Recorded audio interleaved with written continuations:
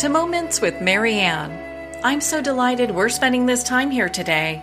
We have a very inspiring show coming right up with special guest, Amy Newmark, and she's here to share with us the new Chicken Soup for the Soul book, Laughter is the Best Medicine, 101 Feel-Good Stories.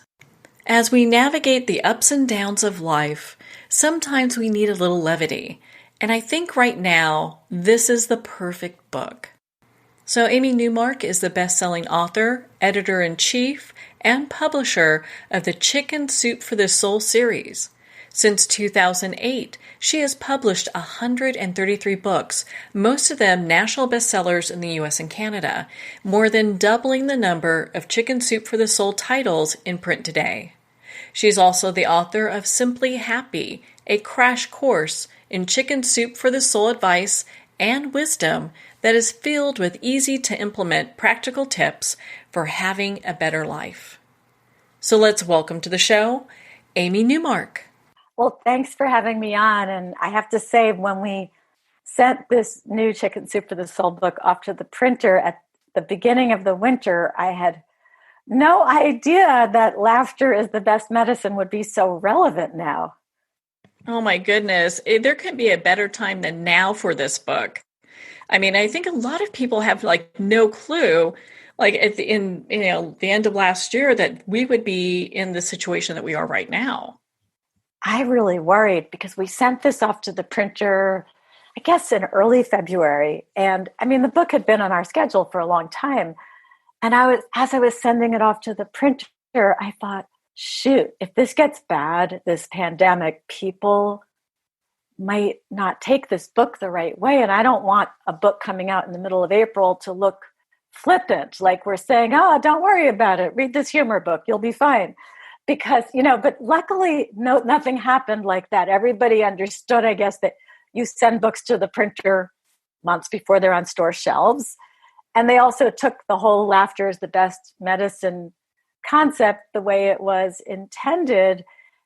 And it's actually the number one new self-help book in America right now. So people have really responded to it well. And I've been so grateful because with, so many stores closed, I was really worried about what was going to happen to my newest baby. Oh my goodness. Well, congratulations on this book being number one. And I can see why, as we're all kind of cramped up and, things are changing. Some states are opening up and we're, getting out, moving around a little bit, but we're still cautious. So, a good majority of people are. And so when you're stuck at home with a lot of people, you might need a good laugh or two, So. Definitely. And, if your kids are irritating you, well, we got stories about kids being embarrassed or embarrassing their parents. If your spouse is bothering you, we've got great, funny stories about spouses. I mean, we've got everything. I know these days everybody's got their Zoom stories. We've got, oh my God, we have one story where this woman, she kind of feels guilty, but she lets her 2-year-old watch Baby Shark on the iPad for the umpteenth time so that she can go and grab a quick shower. And she's in the shower, happy with her 5 minutes of free time to take a shower. And all of a sudden she hears this voice going, Steve. She's like, oh my God, there's a man in my bathroom. And then she looks around for a weapon and all she can find is a big bottle of Pantene shampoo. So she grabs it, from the, from the spout end, the little end, and she's going to use it as a club. And then she kind of peeks out around the shower curtain, and her 2-year-old is sitting there with the iPad, and somehow he's activated FaceTime, and he's called Randy from accounting at her husband's company. And so she's like, oh my God, no. How am I going to get out of the shower now? It's facing me. So she drops down, to hide behind the bathtub. And her 2-year-old is laughing at how funny mommy is being. And then she reaches out her arm, with the Pantene bottle, and she's trying to slap the iPad out of her kid's hands and not be seen by Randy in accounting. Anyway, she finally gets the iPad off, but we don't know how much Randy actually saw. And her husband comes home from work that night and she's like, we're moving to Wyoming, pack your things, So everybody's got those stories now. I was talking to my husband and I was saying, we have to remember when we're on Zoom video, because everybody's doing the newsman thing where you only look decent from, the waist up. And I said, if we stand up to go and get a piece of paper or something and they see those pajama bottoms or worse, we're going to be really embarrassed. Oh my gosh. And that's a real focus now, because as we get into these Zoom meetings and we've been doing this, I mean, you do see reporters that are wearing like shorts with their suit top, or, there's different background things happening that maybe the reporters don't want in the background. So, we have to be very conscientious of in a really different way than we've been before, Yeah, I've gotten to the point where sometimes on the video ones, I'll say like, all right, yeah, I'm wearing this top that actually has to be ironed, so you guys should feel really honored. But then I'll stand up and I'll be like, okay, here's the yoga pants. And then I hold up my slippers. I'm like, I at least wore my nicer slippers for you. And they do match my top. But, everybody's gotten so casual. I finally made my husband shave because I started calling him Santa Claus. But I've never seen so many beards on people who look better without them. Oh my gosh, that's too funny. Well, and and that this is one of the things why I love about this book, Laughter is the Best Medicine. It's really given us kind of a little bit of a time out and just to get focused into a short story where we can have a really good laugh. And right now, I think we need that more than ever.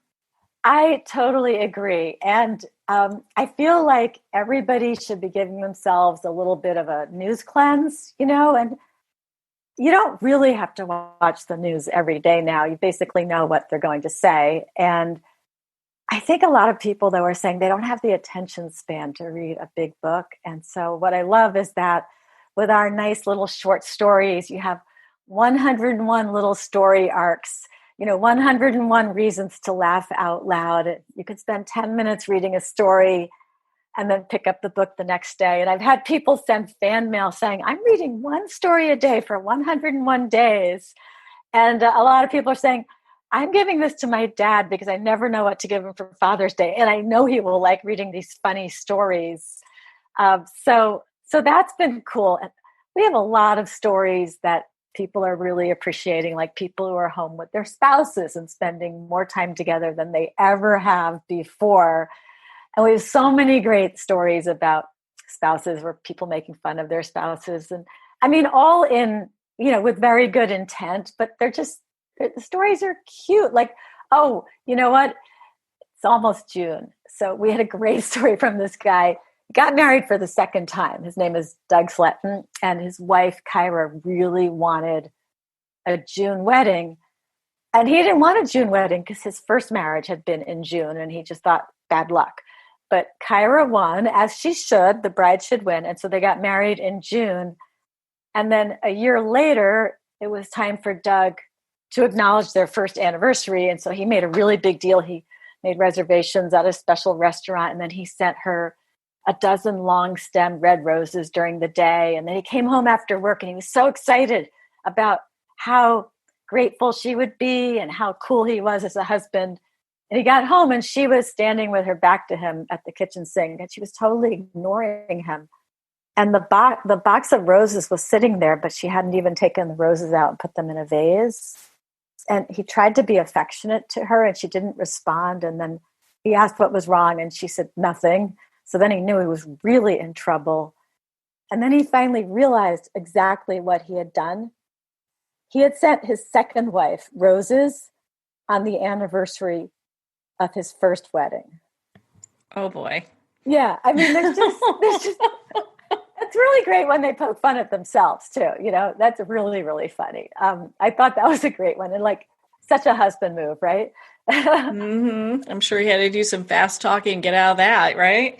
I'm sure it turned into one of her favorite stories over the years because everybody likes those funny stories about their spouses. I mean, we had another one, this woman, Irene Marin, she brought home like a chair from the thrift shop. She went to this thrift store that supported Habitat for Humanity, and she was always bringing stuff home from there, and her husband didn't really like it. And one time she brought home a whole chair, and she just decided to put it in the room where it was going to go and see what he said. But it sat there for days and he didn't say anything. And so she thought, is he just playing with me, trying to make me nervous? Because she really wasn't supposed to bring home more pieces of furniture. And then after a while, she put a bright pillow on it just to see if that would prompt a comment from him. And he still didn't say anything.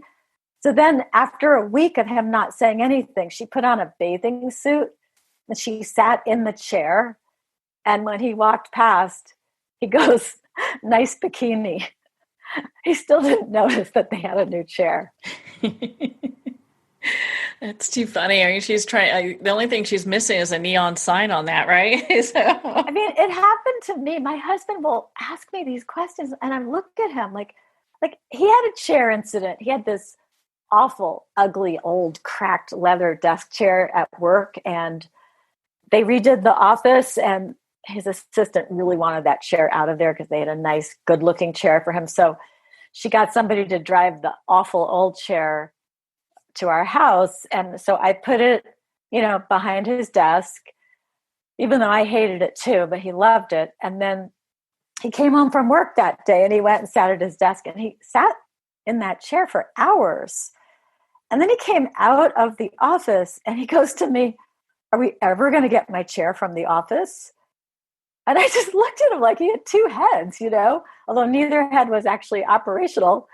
And I said, you've been sitting in the chair for 3 hours. Oh, it's so funny. Oh my gosh. I mean, there's so much to touch on in this new book. I mean, I was reading, what was it? I think it's on number 39, Impressive. Was it Rachel Wagner? I think it was, where she talks about getting back to Colorado and then she's going to go and do this outdoor trip with a new boyfriend, and their experience probably with a bear. And it was just, it's crazy, some of these stories, but you know what? You can't make this stuff up. I mean, the stuff is just, it's funny. It's hysterical. I mean, they think they're going to encounter a bear. It ends up being probably a really big bison. She does like all these kind of moves that work in Alaska, and the ranger's telling them, no, that's actually attracting animals. So it's really interesting. Yeah, and that's why she calls it impressive, because she realizes that she looked like a real doofus. Yeah, that was very, very funny.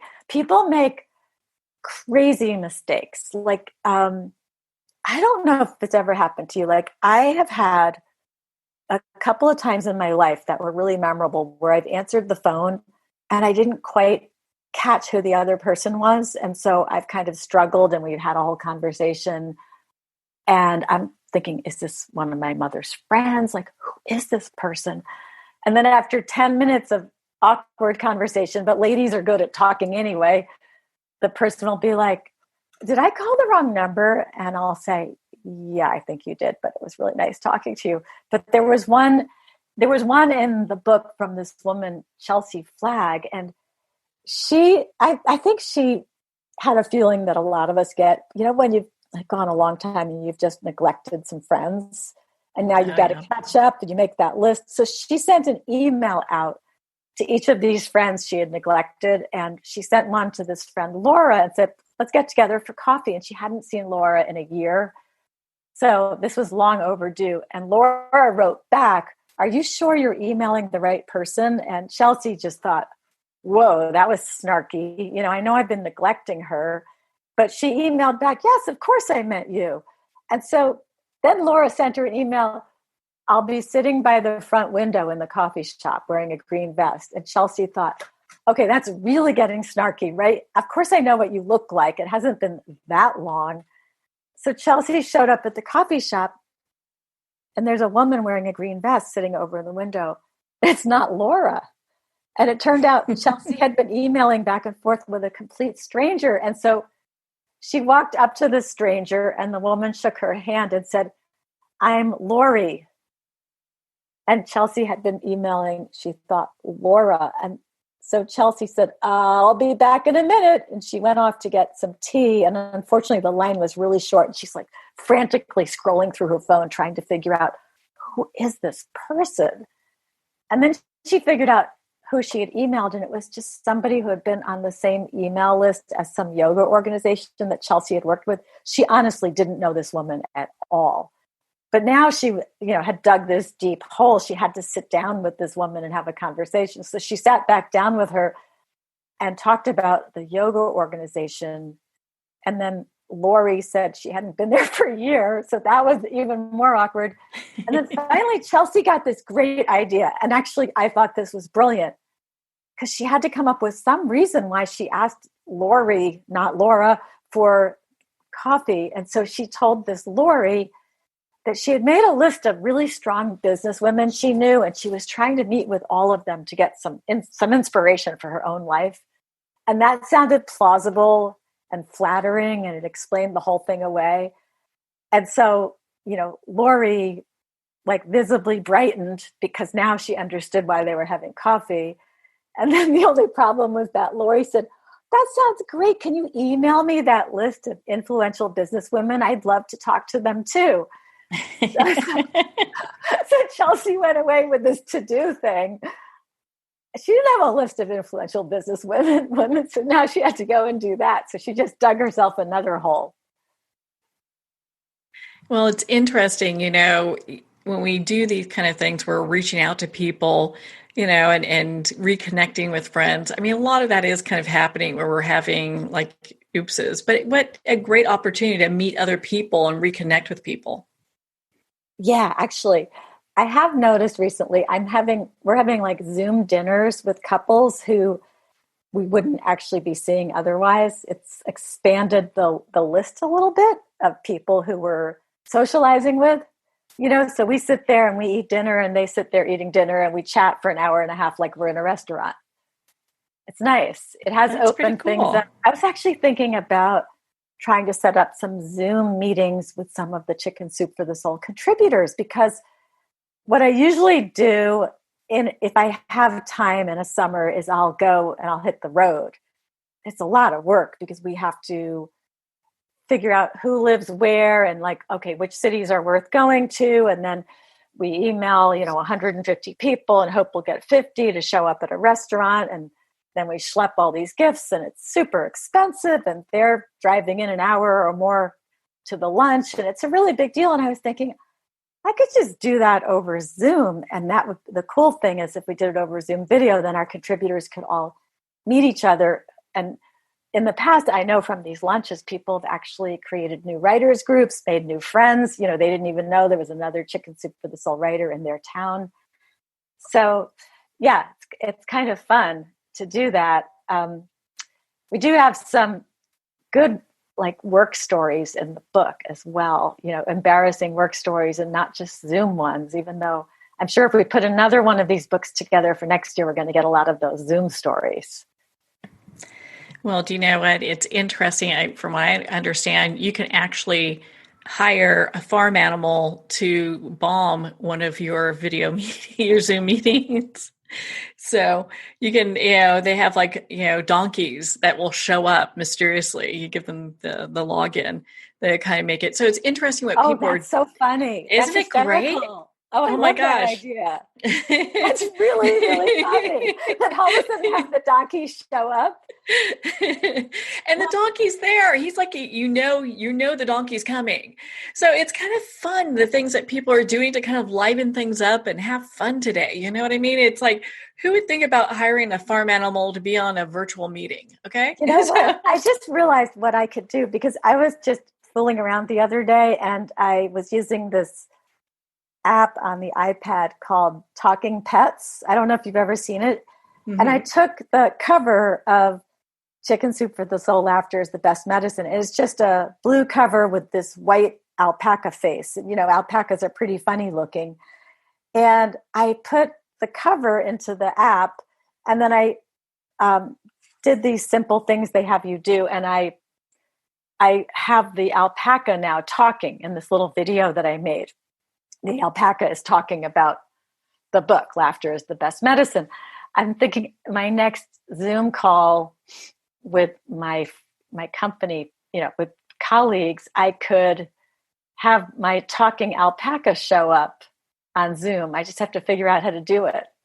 but that would be really fun. Oh my God, that would be hysterical to be a fly on the wall for that one, right? Yeah. I mean, I've been thinking about it's almost like a little ad, but it's just, I just did it myself, but I've been thinking even about putting it on the social media. I might, because I've showed it to a few people. They think it's hysterical to see the talking alpaca on the cover of our book.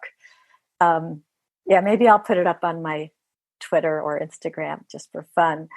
But I think that's such a fun idea, having animals just show up. Like that newscaster, there was one I saw, I guess they had the cameraman outside filming through his window, and then the newscaster was inside.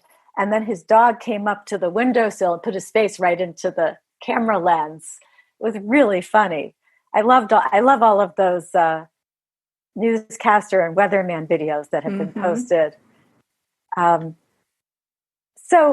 Speaking about work, like work whoops, we have a whole chapter of those in Laughter is the Best Medicine, which is fun because there's a lot of good teasing that goes on at companies. And there was one story where I can imagine it happening, but it's so extreme. It's story 51, and it's called The Klutz.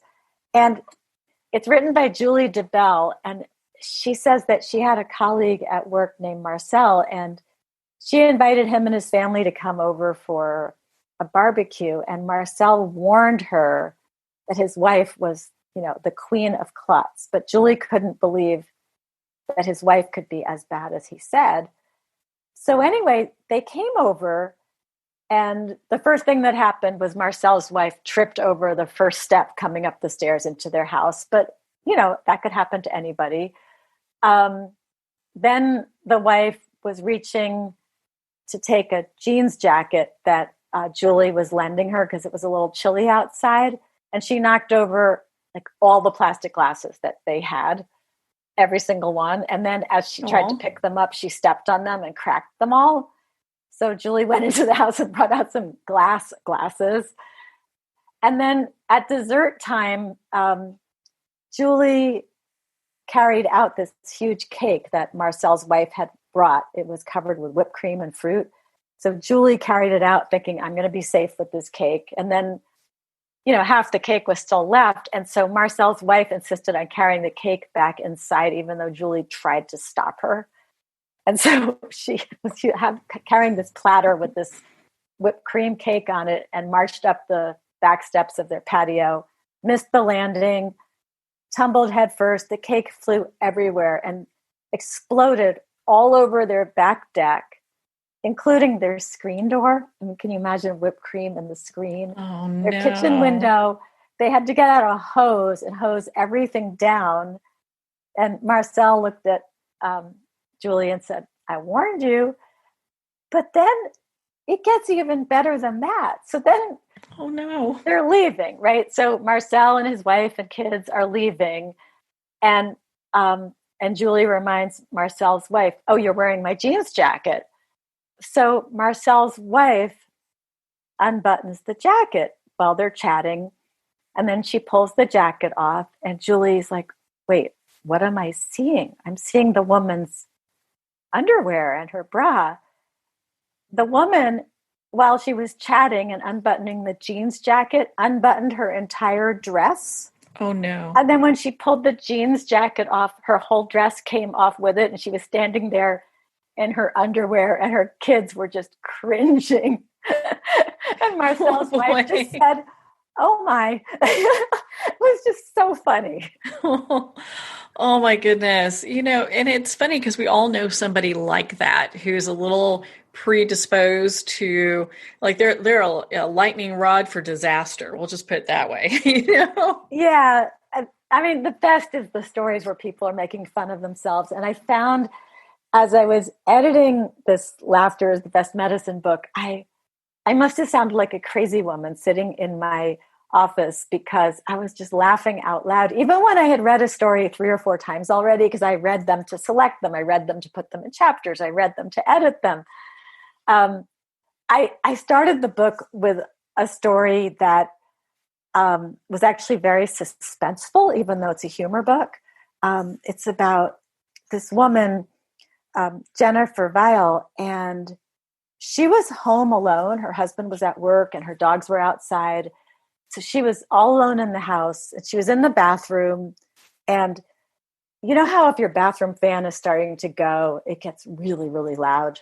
So the bathroom fan was super loud, and she thought, oh, I'm going to have to get that fixed. And then all of a sudden she, over the noise of the fan, she heard this thudding against the bathroom door. And then she could see this shadow, under the crack at the bottom of the door.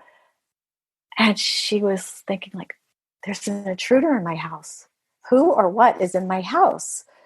And it kept thudding against the door. And then she's like, I need some kind of weapon. But the only weapon she could find in this bathroom was a hair clip, with the little, like a barrette with the little metal piece. So she picks up the barrette with her, like a little dagger, and she's holding it like she's in Psycho or something. And it kept thudding against the door, or he kept thudding against the door. And then finally, after about 5 minutes, she wasn't hearing the intruder thudding against the door. But she was afraid to turn off the fan to really listen, because she was afraid the intruder then would know that she was there. So she finally thought, okay, the cell phone's in the next room. It's on the charger. I'm going to run and grab it and call 911 before he gets me. And she cracked open the door holding her little barrette dagger, and she peers out. And what does she see but her Roomba vacuum, now quiet, stuck under, the bottom slat of a wood chair outside her bathroom. Well, hey, do you know what? She's a really good person should there ever be an intruder, though, She's ready with her barrette dagger. Yeah, she's going to get them, But, there's so many funny things that, in the Laughter is the Best Medicine, in this new Chicken Soup for the Soul book.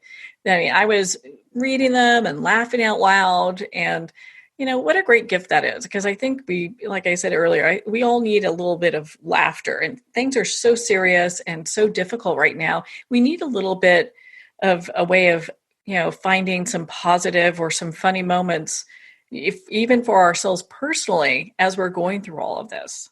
It's true. And one of the things that I learned, I made a book a few years ago with Dr. Mike Dow, and he is a mental health therapist, and is, he has a PhD in psychology, and he's really good about this stuff. And he was saying in this book we made together that it's okay to feel joy at the same time as you feel sorrow. There's nothing wrong with that. So it's okay to find a reason to laugh and to carve out that time during your day, even if you know people who are ill, or people who have lost their jobs, or people who haven't seen their family members in a long time and feel isolated, whatever it is, and all the bad stuff that's out there. It is truly okay to also share those funny moments. I mean, there's a reason why everybody says, there's a fine line between tragedy and comedy. And I think it's what makes us humans, the ability to find laughter, even in the midst of the worst of the downs that accompany, the ups in our lives. I remember when my mother died 3.5 years ago, I basically turned into a stand-up comedian doing her eulogy at the funeral. And I started feeling guilty while I was standing up there, because I was making so many jokes and people were laughing hysterically. But people need that release, and people said, that's the best funeral I've ever been to. And I thought, yeah. Thank you, I think, but it really is so important. And I think even, doctors have proven there are health benefits to laughing. It relieves stress. I don't remember if cortisol is good or bad, but whatever it is, it affects that in the proper manner. Laughter has a chemical response in your body that makes you healthier, improves your immune system, etc. So, yeah, even if somebody's really going through a tough time right now, I think reading turning off the news and reading some funny stories instead, it's a really good idea. I know it's helped me a lot. I mean, it's not easy being a publisher in this environment. I mean, we put out our Mother's Day book on March 17th, which is basically the day when most bookstores in the English-speaking world closed. And guess when they reopened? Right after Mother's Day. So we had tens of thousands of copies of our Mother's Day book imprisoned in closed stores for the exact wrong time, from the day of publication to Mother's Day. You know, that was rough. There's been and we took a couple of our books that were planned for this year and we actually slid them over to 2021, even though they were finished, because it's tough putting books out into an environment where people are either not in the stores or worried about jobs or, you know, focused on buying other things right now, things that they consider to be more essential. So I am very grateful that Laughter is the Best Medicine has been so well received. And it's a tribute to the fact that it is what people need right now. I guess laughter is just as essential as toilet paper these days. I'm sure it is. I'm sure it is, because I mean, it's been tough. It has really been tough for a lot of people. And I think finding those little moments where we can, check out of the news and just kind of find just a moment to, switch our focus into a happy place. We're all looking for that because, this is going to be going on, it looks like for a little while. I don't see it as coming to another portion of this, I know. I mean, yeah.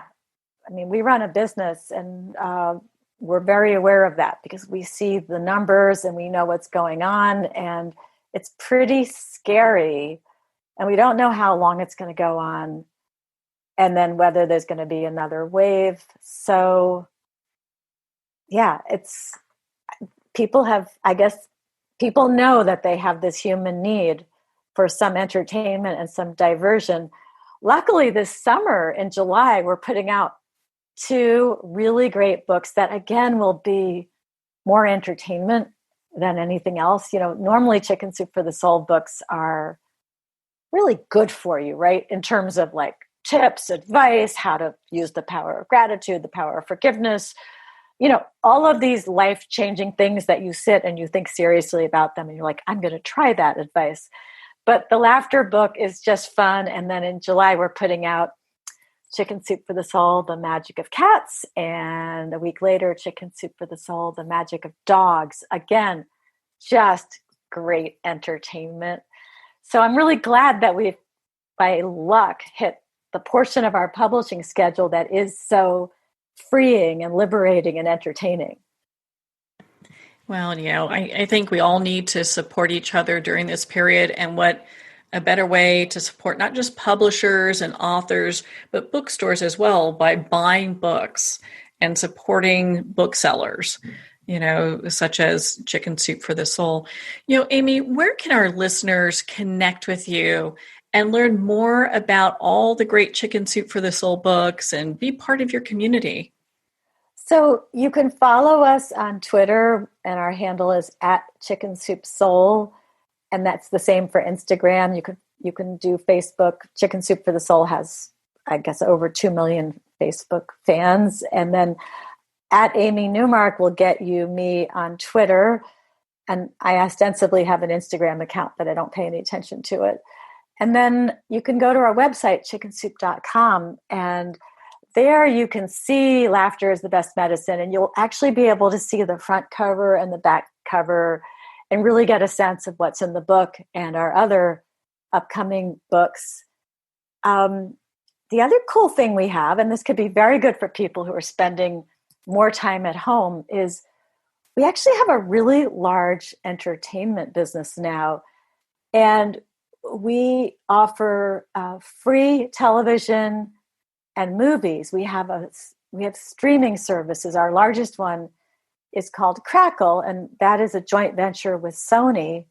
We also have Popcorn Flicks and some other streaming channels, but we are one of the largest providers of streaming services now. So there's Netflix and Amazon Prime and Disney and Apple TV and all of those ones that are the paid streaming services where you pay for a monthly subscription. And then there are the advertiser supported ones where over the course of an hour, you'll see a few ads. And that's what Crackle and Popcorn Flicks are. So that's why we have, original productions, new movies, television shows. In fact, right now on Crackle, we have a movie that we just got. It's called Cooped Up. It's Australian. And it's about a guy, and this is just a coincidence, but it's about a guy who was exposed to a really bad coronavirus and ends up having to quarantine. And he's like the only guy in Australia who's having to quarantine from this coronavirus. And so he's cooped up in his childhood home with no TV, no internet, no anything. And there's a doctor who comes to check on him regularly. Of course, romantic comedy ensues. But it's really cute. And it's just so funny. This movie, of course, was made before we were all cooped up by coronavirus. But anyway, it's called Cooped Up. It's free. It's free to watch on Crackle, which is crackle.com. So that's another cool form of entertainment that Chicken Soup for the Soul has for you right now. Oh my goodness, that's so awesome. Well, Amy, we could talk for hours. I always love spending time with you. Thank you so much for taking the time to be on the show with us here today. Well, thank you for having me on. We haven't talked for a while, and I was so excited to see you on my schedule. And I will get in touch with you about some of these future books also, because we've got some fun ones coming out. Well, I can't wait to hear about these new books that you have coming out. I'm sure they're amazing, just like Laughter is the Best Medicine. If you'd like to learn more about the Chicken Soup for the Soul book series, visit chickensoup.com for more information. Again, Chicken Soup for the Soul is available at Amazon, Barnes & Noble, and all indie retailers. And of course, if they sold out and it's not on the shelf, you can ask for them to order it. And also, the book is available on Kindle. Well, we're at the end of our time today. I would like to thank everyone for tuning in. You're listening to Moments with Marianne. And remember, make every moment count.